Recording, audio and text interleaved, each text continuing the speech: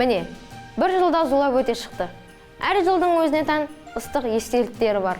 2023 жылы мақсат тілектеріңіз, армандарыңыз орындала берсін. Қоян жылы бейбітшілік пен құт береке, табыс, қуаныш ала келсін.